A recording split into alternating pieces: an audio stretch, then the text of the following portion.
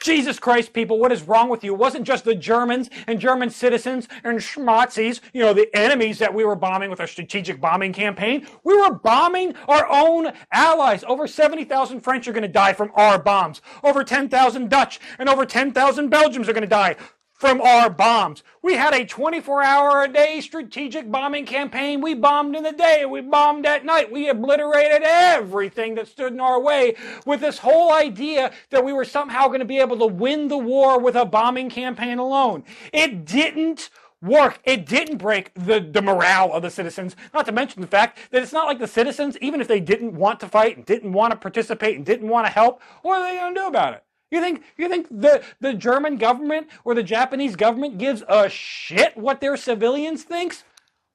No, they don't. Now, on top of all of that, did it knock out German manufacturing and put an end to their manufacturing? No. Up until 1944, German production was actually on an increase, even with all the bombs that we were dropping and the lives that we lost on our own end for those campaigns. Did it give a final, fatal, one-time knockout blow to end the war? No, it didn't even do that, unless you count the atomics in Japan. But there's already debate about whether that was necessary or not necessary, and whether they were surrendering or not surrendering. I digress. We were committing a war crime.